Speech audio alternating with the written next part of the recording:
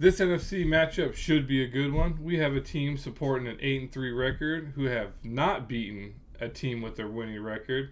Do they do that on Thursday night primetime football, or will their streak of losing to good teams continue? We break down this single game Fanduel primetime matchup. We are Safe for Work podcast, so please feel free to watch or listen to it in the background at your job so that you will have all the insights for each player by position, as well as some game scripting theories that will help get you the best possible lineups in the shortest amount of time. Welcome to DFS Insights. I'm David Geistlinger, and I'm joined by my cousin, David Grant Jr. The teams up on the block are Seattle Seahawks at the Dallas Cowboys. But before we get over to our game overview, let's go ahead and do a recap of the Sunday Night Football lineups that we provided. Overall, it wasn't too bad of a day for me. I played the one lineup I gave out for free here on the podcast, and it doubled my money for me. Baltimore versus the Chargers did hit the under, as I mentioned as well. And the game script that we had spoke about on here, how we saw the game playing out, basically played out that way. Overall, it was a pretty exciting game to watch. How did your lineups do, David? Huh. I think they did pretty well. I ended up well for the typical whatever. I fell just short of breaking even. Unfortunately, the lineup I did provide, I don't believe made the money. I was just short, and I basically was just short by like a point or two because Mr. Reliable Justin Tucker missed a field goal. But that's DFS. So, moving on here to this matchup, sending it back over to you to go ahead and start this game overview between Seattle and Dallas, and hopefully my lineups, do a little bit better. Yeah, for sure. I saw even the whole commentating booth when he missed that was like, oh, this is just the rare miss. Yeah. That actually takes his overall 90%, for the whole time he's been in the NFL, now down to 89%. Holy cow. And it was funny. They like panned to Tucker, and like you could just see he's lost and confused on it missed, barely missing. So it wasn't an 80-yard field goal. It was like a 35 or 40. Like he could have done that backwards, left-footed or whatever, but Yeah. And he had already hit two of them within that range. It's crazy. Yeah. But we definitely have an interesting matchup for Thursday with Seattle at Dallas. This is a big game for the NFC playoff picture for sure. We got Seattle coming off a loss to the number one team in the NFL, the 49ers. And we got Dallas coming off that big W over Washington on Thanksgiving Day. And this could be the first quality win for Dallas. And this could then also be, keeping Seattle's name in the race for some type of playoff positioning. So, Seattle 6-5. We got Dallas at 8-3. We all know how cushioned that 8-3 is. We got a spread of minus 8.5 for obviously for the Dallas Cowboys. I think that's tough. I usually would say that feels a little high, but seeing what my 49ers did to them, I feel like the Cowboys can beat it with the points, not just a win, but also win by 8.5. Average snaps, offensive snaps, 69%, 64 for Seattle. Defense rating 74, 88 for Dallas. I do see this being kind of both defenses stepping up, and I see this being pretty run heavy, to be honest. What are your thoughts, David? Yeah, just looking here at the the game overview. I mean, you look at 8-3 and you think definitely making the playoffs. However, looking back at the teams that they've beaten, it's crazy that obviously they've basically destroyed every team that they should have beaten, because I think the most wins that the team they've beaten is like 3 or maybe 4 now. With the Washington Commanders. So every team they've beaten has had a losing below 500 record, and the 3 losses they have are for, what is it? It's Philly, San Francisco, and I believe I want to say the Giant, or who beat them? Cardinals. They should have beat the Cardinals, but for whatever reason they ended up not beating them. But anyways, yeah, so I think they have looked great in the last 3 games. They've putting up they're 3-0 in the last 3 games, scoring 127 points to 37. So obviously it looks like they're doing great. Their defense is on point. We'll talk about a little bit later more in detail about that. Their passing seems to be good. The receiving core is, everything's rated great. Seattle, I believe they're a little bit more towards the coverage aspect. So I think the running would probably be their weak point, even though it is still pretty strong. I believe their secondary is pretty mean. Both teams seem to not run it as much. A little less than 39% for the Dallas running, and a little bit less than 36%. Kenneth Walker doesn't seem like he will be playing, but we talked about a little bit that, so the running might still be a little bit lower over on Seattle, and they might rely on the pass attack, especially since I believe that they're going to be playing from behind. They might abandon that. But yeah, I think this will be, don't think of it this way, but I think this is the game that Seattle, I think, has to win, because they just lost to the Niners. They have Dallas this week, and then they play the Niners in Santa Clara next week. So it's like you need one. And I mean, Dallas is a great team, but I think the 49ers at home are better than Dallas at home, my opinion, not being a 49er fan. So they need to bring their A game. Dallas obviously is great at home, so they're gonna bring it. But Dallas also hasn't done good against teams with winning records, so there's always that to consider. I don't know too much what else to say about the game breakdown, and if you have anything else you want to add in the overall game before we jump over here to the player analysis. No, I think we're good. Let's go ahead and jump over to the player analysis, and we can start by breaking down the quarterbacks. Nice. So we got Mr. Dak Prescott. Like I mentioned, keeps having some whispers of MVP. I mean, watching his last performance,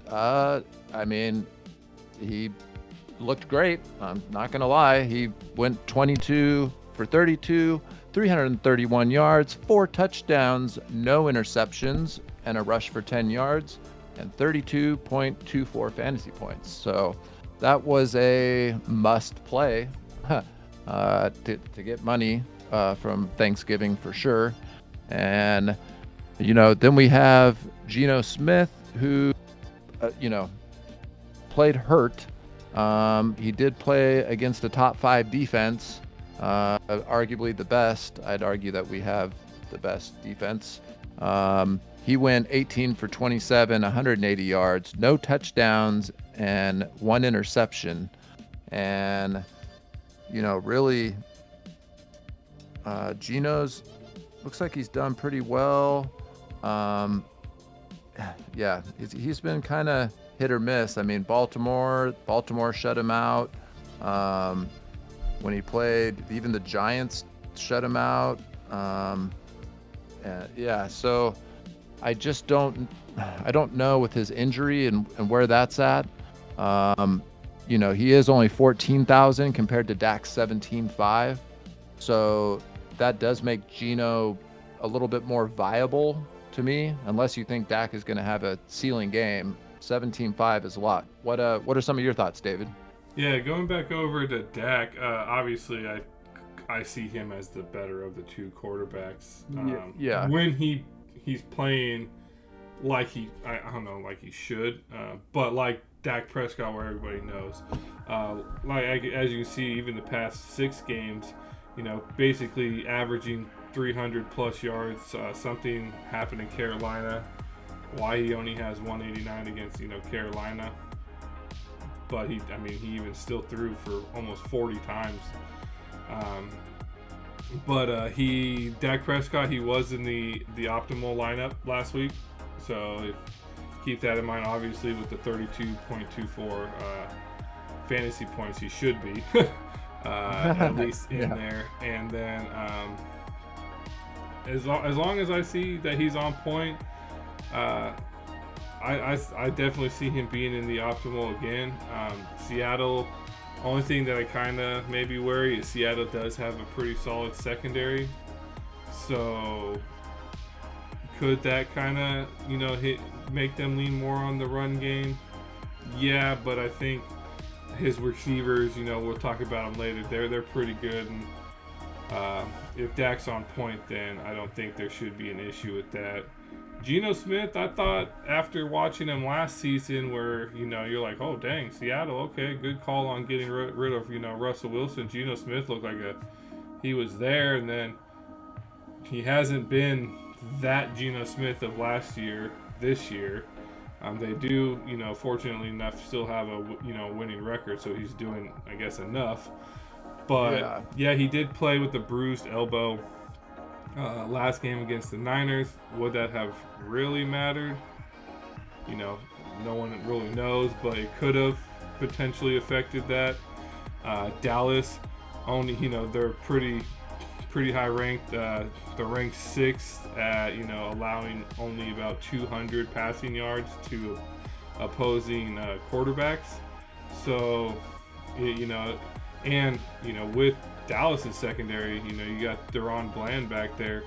How many picks is he going to get against Geno Smith? So Geno Smith, he's dang near averaging, one interception a game. So that's always a possibility too. So, but that's basically, obviously, Geno Smith, I think, will be the lower owned of them, too. So if you're going with a more contrarian lineup, definitely Geno Smith would be the play. That way you can put some of these, you have more salary to use on these other players. But if you're going Dak, assuming you're going Dak, you're going to probably go with, moving over here to the wide receivers now, breaking down the wide receivers, CeeDee Lamb, right? You always want to typically pair up a quarterback with his star wide receiver, that being CeeDee Lamb, and now you're sitting at a little bit more than half your salary. CeeDee Lamb has been outstanding. Dang near double-digit targets in the last 5 games. Red zone targets, I believe he's almost double digits there in the last 3 games. I think it's like 8 or 9. Red zone targets in the last 3 games, so averaging close to 100 yards a game, touchdowns in the last 3 games, and I believe he was also in the optimal lineup. He was not in the optimal lineup last week, so not much to say. Obviously, he's the wide receiver 1 in Dallas. I see he's going to get his targets. And then moving on to the wide receiver 2 for Dallas, Brandon Cooks. He was in the optimal last week where he had a pretty decent game, sitting at 5 targets, 72 yards and a touchdown. So it does seem like he does have that high ceiling, 27-8. It looks like he had a game against Giants. So there is potential for him if Seattle secondary locks down CeeDee Lamb if they do, Brandon Cooks is a viable option. Not to mention he is, shoot, 5,500 less than CeeDee Lamb. The other one, Michael Gallup. He hasn't done too much in the past. I mean, he did have one game against Giants, but let's be real, everybody has a great game against the Giants. So that could be a value place in at 7,500. So keep in mind he does get targets. And then I won't say too much. Maybe break it down a little bit more in the value players. But Tolbert and Turpin are definitely in play, especially if this game, gets out of hand, which basically the last 3 Cowboy games have. If they start getting, up 20, 25 points, these wide receiver 4s and 5s could see a little bit more snap count. So always keep that in mind. And then if you're throwing in these 6,500, 7K players, that frees up a ton of salary for others. So moving on to Seattle. Well, actually, I'll throw it over to you. What do you think about briefly go over your view on the Dallas, and then you can break down the Seattle receivers. Yeah, I mean, CeeDee Lamb, I definitely would have him at MVP in a handful of lineups.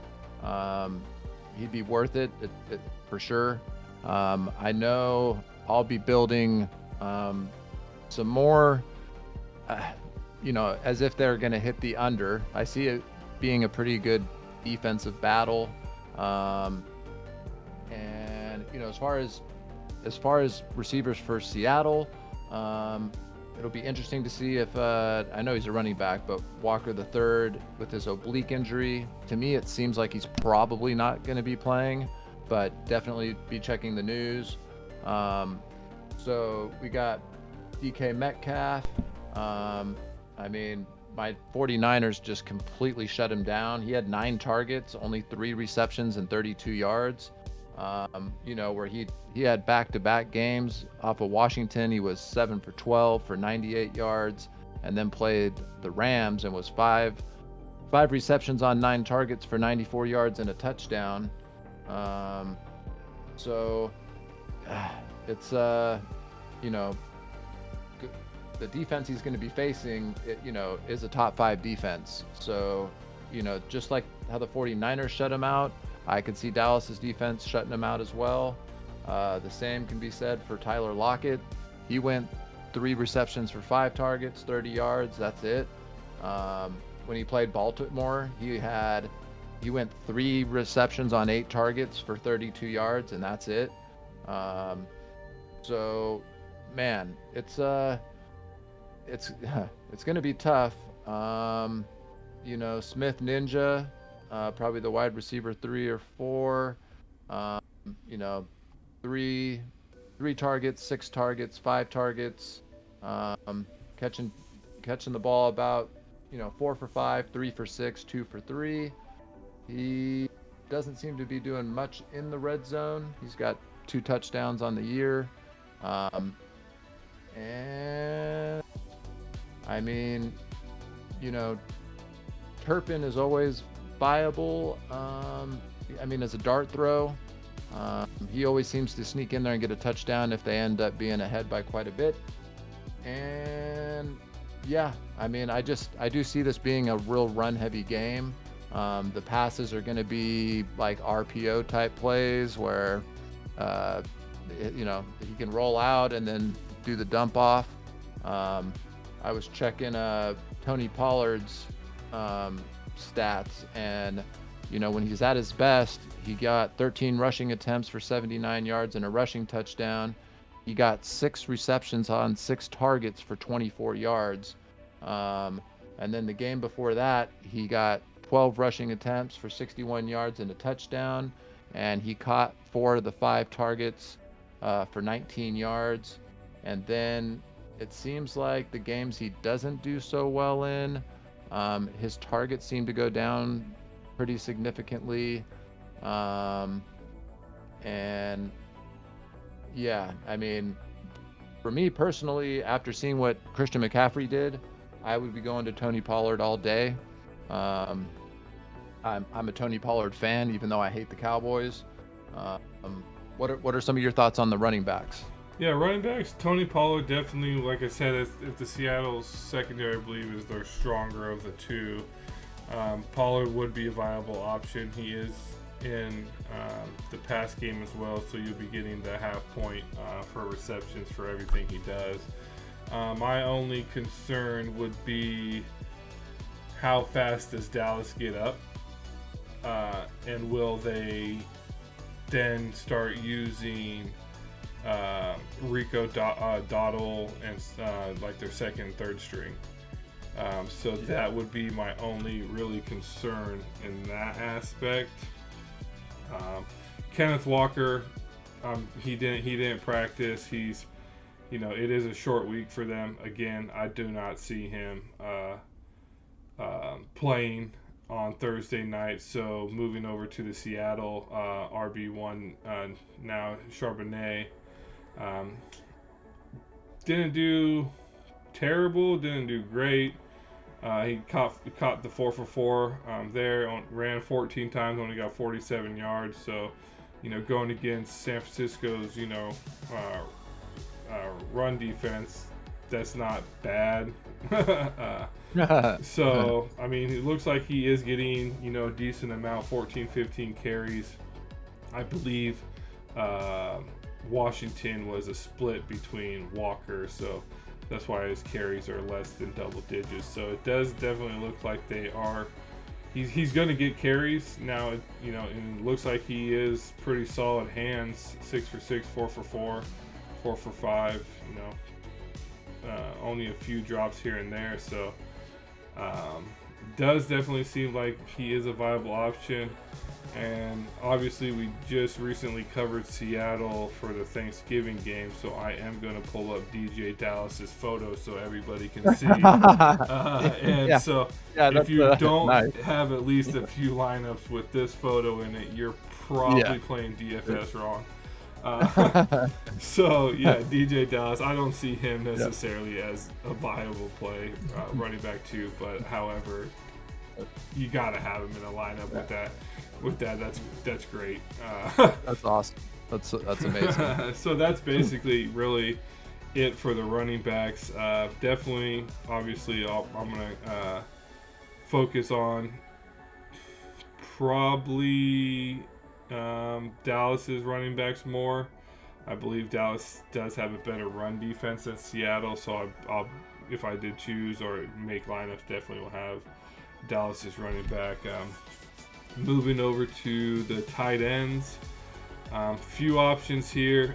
Jake Ferguson, he is just, he's a tight end by, I guess, designation, but he's basically a wide receiver.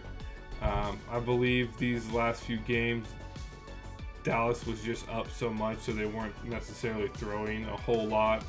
1 for 3. His one catch was for 35 yards, though, so that was pretty nice. 3 for 3, but then 3 touchdowns he had in a row. So I still believe he is, pretty legit target for Dak Prescott. So Seattle is pretty good against covering the tight ends. So keep that in mind. But that's also their entire secondary. Goes with their wide receivers, which technically tight ends nowadays are. Seattle's tight ends, I don't have a strong opinion about. Does look like they get targeted every once in a while. Now, if we're assuming Dallas has top D, I mean, you're looking at 2 catches, 25 yards, so you're kind of really hoping this guy sees the end zone. One second. Excuse me. However, Dallas is literally last against allowing touchdowns to tight ends. So keep that in mind. He is a viable play at 7,000, but I think it's going to be my lineup construction dependent, right? I'll throw him in based on the game script I have that I'm using. So because he's just solely going to be, touchdown or bust. That's what I can see. And I believe Will Disley just got put on the injury report. He didn't practice with a hip injury, so he's second anyway, second string tight end, but he could still be a viable option. Even though I might just pay up the extra $1,000 for Noah Fant just to get that extra snap count. So how do you see these tight ends doing in this matchup? Yeah, I mean, I see.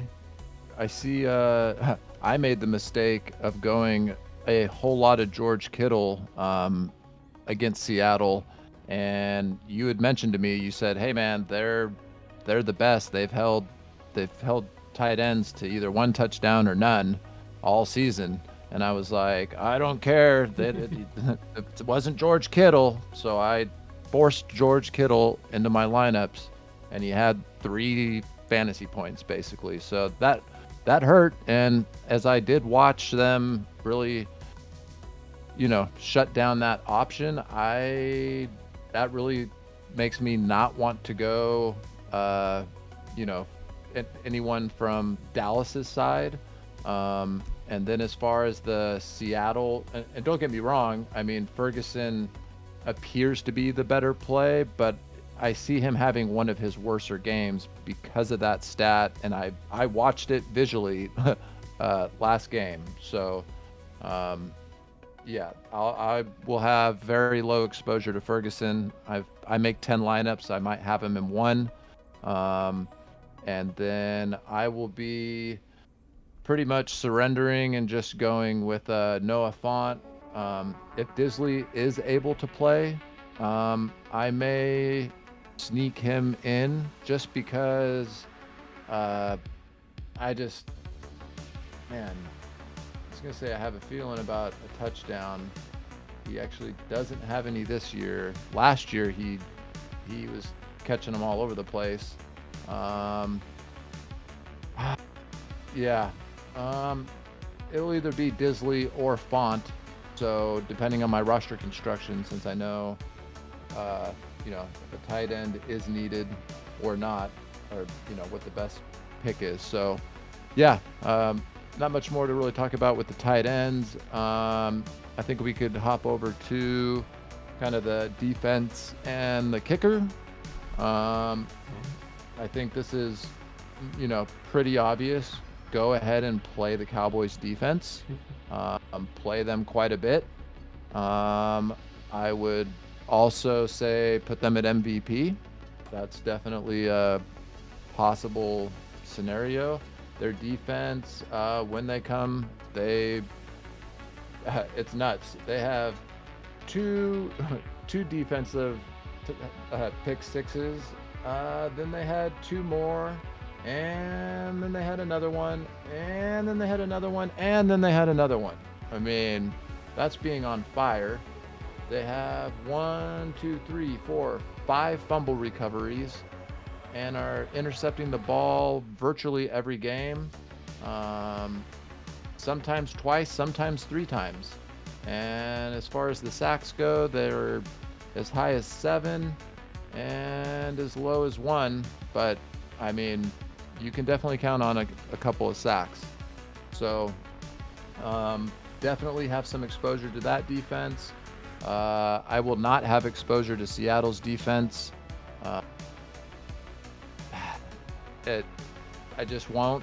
And then as far as the kickers go, I definitely will have exposure to both kickers. I think Aubrey will be the smarter play out of the 2. But Jake Myers is also definitely viable if the game is going to stay close. If you don't think the game's going to stay close, stay away from Jason Myers, because I've been noticing when teams are down by 2 touchdowns and they're halfway through the 3rd, analytics 4th and 5, they're like, hey, we're going for it. And they don't mean field goal. They're going for it. So it's a lot of lost opportunity that I think we're all thinking we're going to get, and then by the coaches deciding to go for it,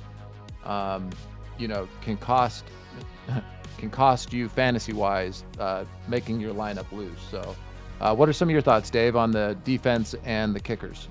Yeah, for sure. Definitely play Dallas Cowboys like he's RB1. Dallas Cowboys defense like it's an RB1 or a wide receiver one. I mean, Yeah. it's crazy, but I mean, 16 points, 21 points. Deron Bland has came in and replaced Diggs, and obviously just broke the record for pick sixes in a single season, and I don't think it's going to stop. Geno Smith does give up interceptions, and like you mentioned, they're literally getting at least an interception, one or two turnovers a game. The sacks have been up, and I believe they're actually maybe potentially getting the linebacker from the Colts that were just released. They're supposed to be like working him out or looking at him. Seven defensive touchdowns this year so far. Seems like there's been more. So I'd play, like I said, Dallas Cowboys is viable in any spot, and I would even seriously at 10K, which is weird. They had a great game last game and on Thanksgiving, and they were priced actually at 11K on Thanksgiving. So I'm glad they came down in price, because 10K, I mean, is a little bit more bearable than 11K for a defense, even though they did enough last week to justify that 11K. Seattle's defense, like you said, I would never say never to play them. They do have a decent secondary. Dak Prescott is known to have his interceptions. I believe he's sitting at like 10 or 12 interceptions on the year, so he is prone to throw interceptions. So that is always an option. Now, will I have a lot of Seattle defense? No. Definitely going to throw them in on a few of the more contrarian lineups, because I feel like the ownerships will be low there. Plus, not to mention 8K is, save some salary from 10. I believe Dallas kicker is a little bit better. I see them pushing the ball, and if they don't, make it, they have a better likelihood of being within field goal range than Seattle. And like you said, if Seattle's playing for behind, field goals aren't going to win you, the matchups. So do I see him getting a few field goals? Yes. Do I see him, getting another 15-21 point, 18-point game? I don't think so. Not in this matchup anyways. So, but, so those are basically, the players and, the positions, what you do. But now let's go ahead and, knowing all this information, let's go ahead and throw it back over to you, David, and see what kind of lineup you're gonna let the audience have today.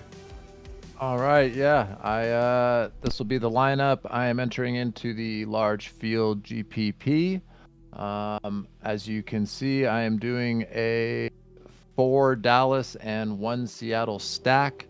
While usually when they play a team with a winning record, Dallas doesn't seem to do too well, but I think they want to come in and make a statement. So I got CD at the MVP spot. It's just, he has 8 red zone targets in the last 3 games. He was targeted at least 9 times in each of the past 3 games, and that he's averaging 23.3 fantasy points per game in the 5 home games. So, I mean, he's just been smashing at home, and it's going to be a big day for him. So I went him at MVP. I'm hoping he'll be less than Dak. So I'm saving some type of ownership there. Then I got the Cowboys defense. I could firmly see their defense getting another pick 6 or fumble recovery, multiple sacks. I mean, my Niners definitely handled them well, and Dallas defense is supposed to be as good, if not better, than the 49ers defense. So like you said, they were 11K last week, now down to 10K, much more palatable. So I see this being a running game as well, because once Dallas is up, they're going to be wanting to run, and Tony Pollard can also gets those targets and receptions as well, which is what we like out of our running back. He gets the carries and he gets the targets. So I think after seeing what Christian McCaffrey did, not that I'm fully comparing Tony Pollard to that, because let's be real, CMC is the number one running back in the league. I think Tony's going to step up and have a big game here.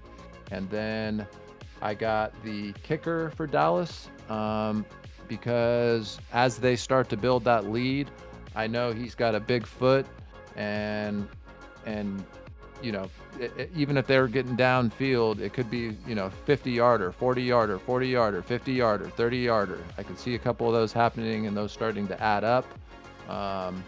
And then if Dallas's defense stops Seattle's offense the way I envision it, the only thing Seattle's going to be lucky to get is going to be some field goals. So I went ahead and put Jason Myers on here too. So, I mean, I got the Dallas defense and both kickers, and then I got CeeDee Lamb for the, red zone and long passing yards and lots of catches. And then I got, Pollard, who, can also get a receiving touchdown or a rushing touchdown. And this time I left 1,500 on the table. My other lineup was zeroed out. I didn't look to see who I tied with, but it did make the money and it doubled my money. So that was good enough for me. So yeah, I think this is another great lineup that the way I'm game scripting it and the way I see the game playing out, that this lineup at minimum is going to double your money for you, and hopefully has potential to win you some of that bigger money by leaving the 1,500 on the table and having the guys where I have them. What are your thoughts on this lineup, David? Yeah, I was half thinking you were gonna have the Dallas Cowboys in the MVP, but yeah, no, CeeDee Lamb's a good contrarian pick for MVP, because I have a feeling Dak Prescott will be the number one MVP, or ownership wise, in the MVP. So just going off him, you're obviously being more contrarian there. Dallas defense, I don't see necessarily as a contrarian pick. That will be high owned. The two kicker approach, that's definitely a little bit.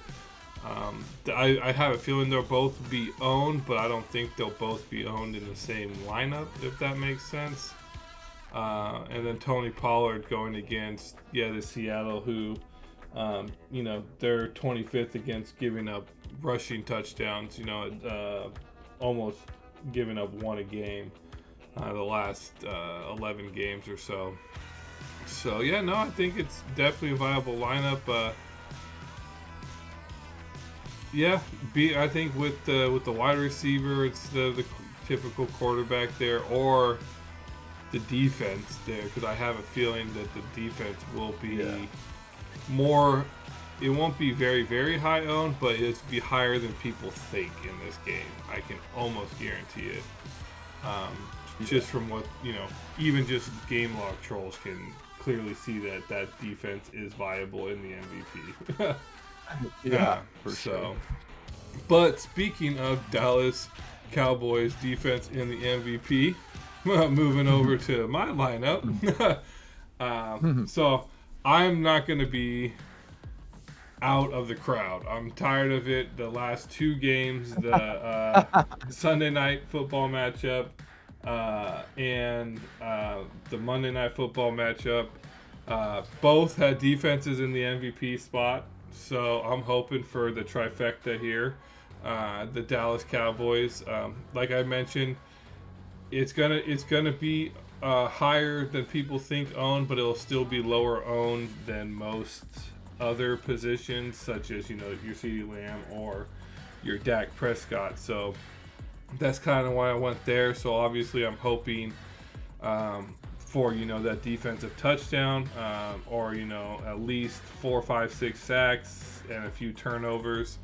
I need at least double digits in there to be a viable lineup, and I can easily see Dallas defense being at least double digits this matchup.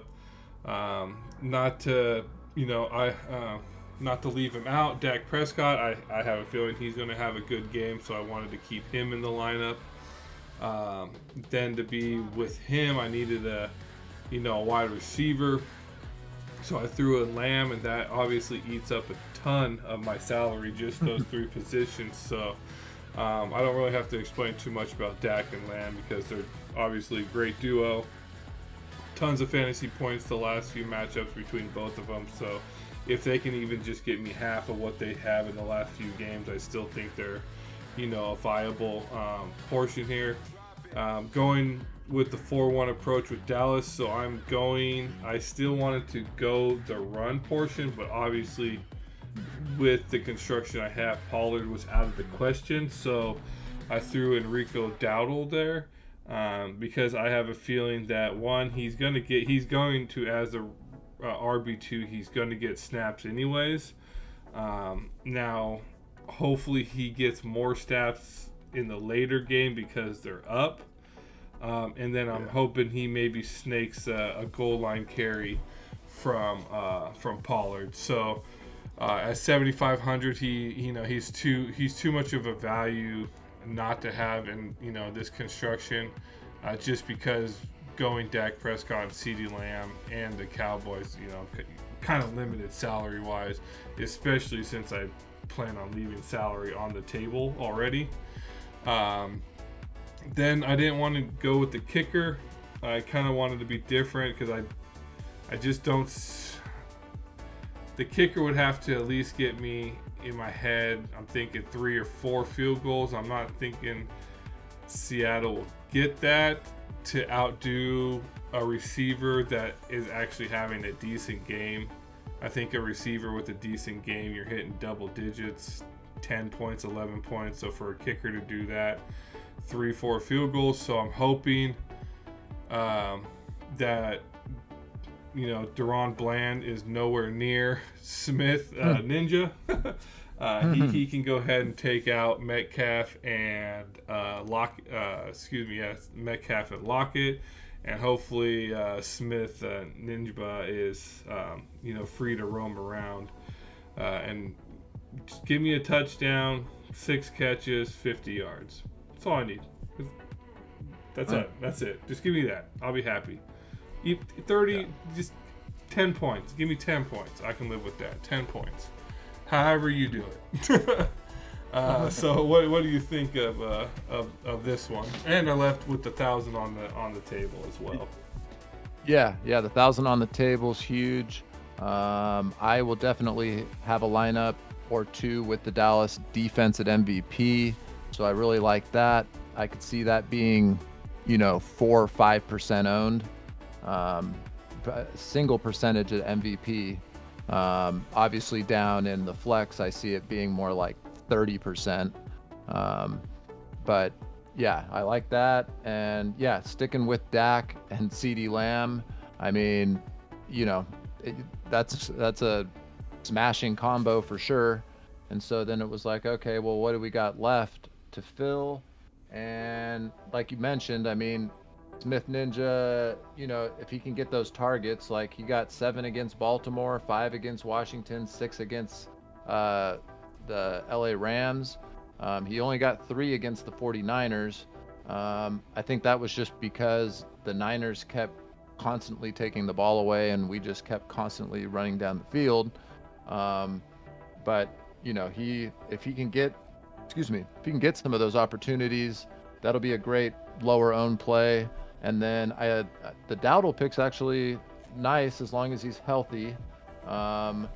He does seem to get that sneaky touchdown one way or the other, and he's got the receiving one last game, and then 2 games before that he had the rushing one. So yeah, he's a great. That's like the perfect type of a play. for this large GPP. Yeah. So, yeah, great lineup. I'll be copying it for free and and entering it in myself. Nice. Well, it will be duped at least once. Yeah. So moving on to that, how many of you guys are going to dupe our lineups that we're going to be entering in? So keep that in mind.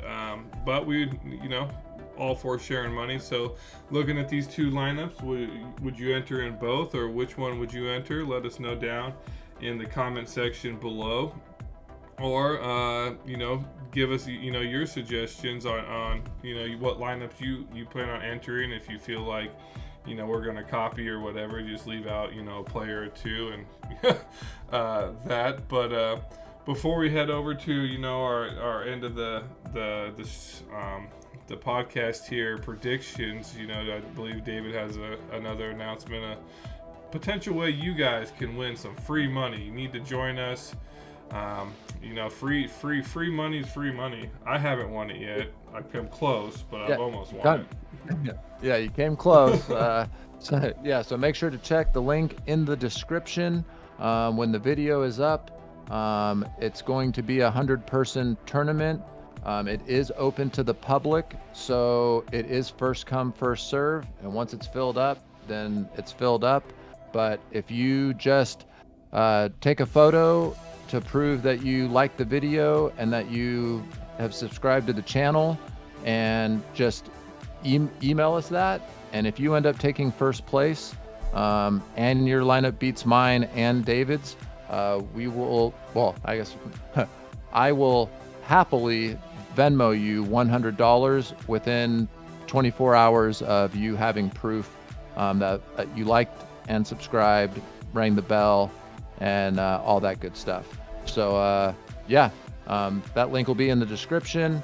My lineup will be in there, not this lineup that's here. So I'll be switching it up. I'm sure David will be too. But yeah, if you want to test your game against ours and a chance to win some free money, definitely come join us and let's have some fun. Yeah, and keep in mind we're only switching the lineups because it's a completely different aspect of DFS when you're going against 60,000 people and when you're going against 100. We both plan on making videos that we'll upload sometime here in the near future that basically breaks down our thought processes between probably each type of tournament, definitely our thought process in these larger field tournaments. But it's only if it's only 100 people, you're typically doing lineups that are going to be entered in like a single entry or a cash game lineup. So that's the only reason why when we say, hey, we're not entering in the other lineups, it's not like those lineups are bad, it's just a completely different format in the large GPP. So take that as you will. All of our lineups are going to be competitive. We're not going to let you guys win $100, but we'll be more than happy to give $100 to a winner that meets all those criteria. So without further ado, David, who do you got as your best MVP player, your best value pick, and your game score prediction? Let's see. I'm gonna go with my best value pick and MVP pick will be the same thing, and it's going to be the Dallas Cowboys defense. It's both, inexpensive, and I think you can really get some leverage by putting it at MVP. So that's going to be my MVP play. My low own value, I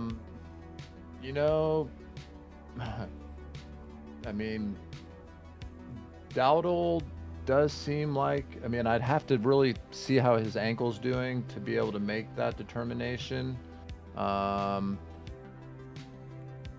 It's just tough. I think Tony Pollard's going to have a game. I know he's 14-5 and whatnot, but just have extra exposure to him. So I'll just say that. So I got the Cowboys defense as MVP, have extra exposure to Tony Pollard, and I got the Cowboys winning this game. I have their defense. I'm going to go on record and say their defense will score a touchdown in this game. Probably get 2 interceptions and probably 3 or 4 sacks.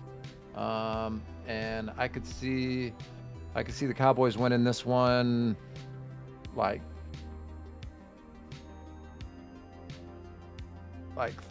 31 13.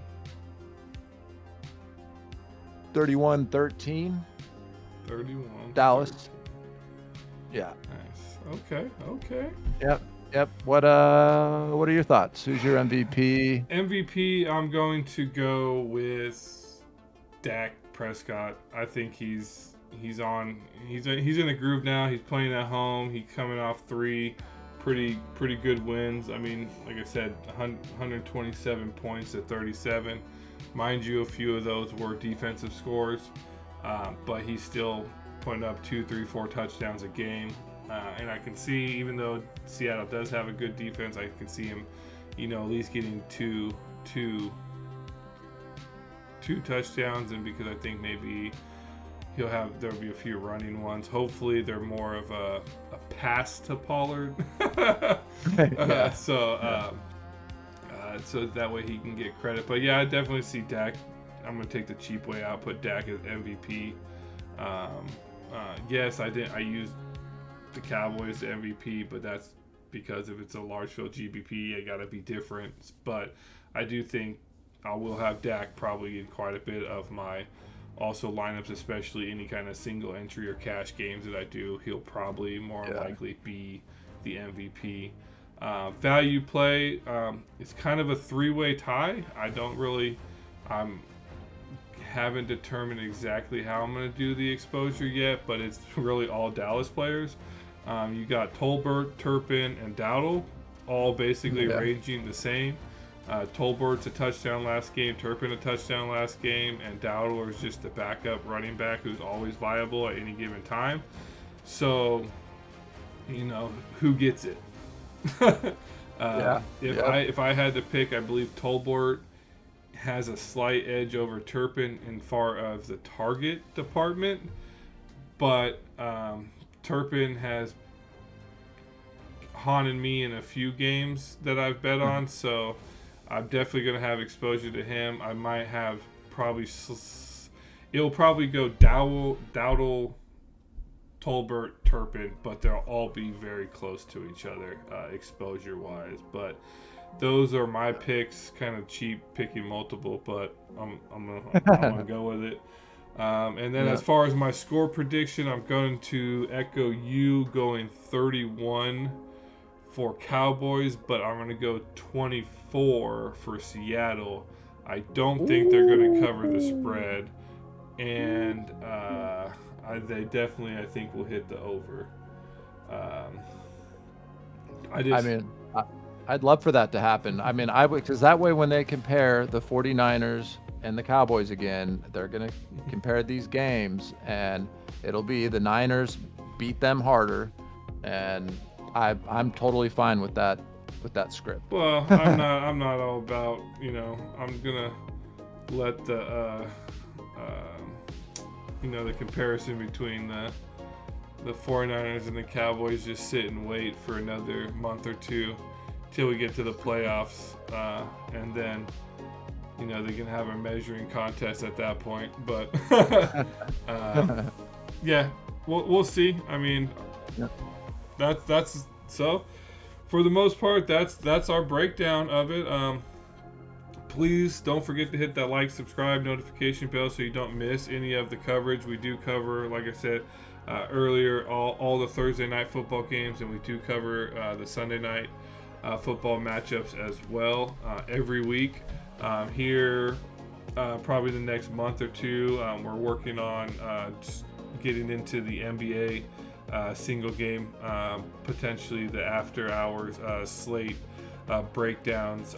We're just waiting to build a structure on that, and so that way we can give you all the best information to help you guys win some money, not only in NFL, because eventually, unfortunately, NFL does end, and we can move over to the NBA and start winning you guys some money too.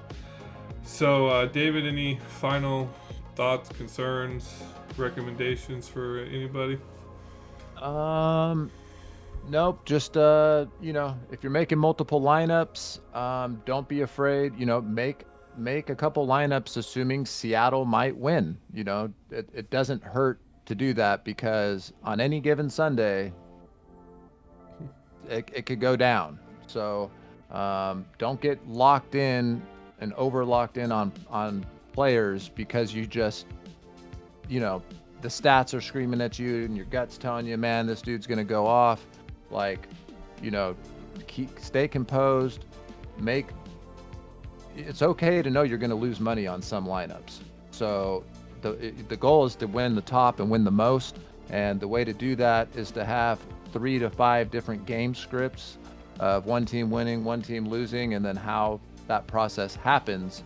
Build the lineups, set them in there, and that way you have multiple ways in the fourth quarter of still trying to win first place or at least make some money. So, yeah, David and I look forward to making some educational videos that can actually be watched at any time, talking about more game theory and that type of stuff. We'll have that up probably in the next month or so, and we do look forward to getting some other content on here that anyone can watch whenever, all the time, because we know that these videos only technically are good for the day and a half that they're up, and then it could be useful then next year when the opponents play and like, oh, what happened last year. But yeah, hey, good luck to everybody out there. I hope everyone makes some money. I hope you guys have a great Thursday. I'm going to win big Thursday, and then I'm going to win big Tuesday with basketball. And then I'm going to funnel that over into winning big on Thursday with this game. And then I'm going to have an amazing weekend coming up. So I just want you guys to all have the same thing. Good luck. Yeah, take it easy, everybody.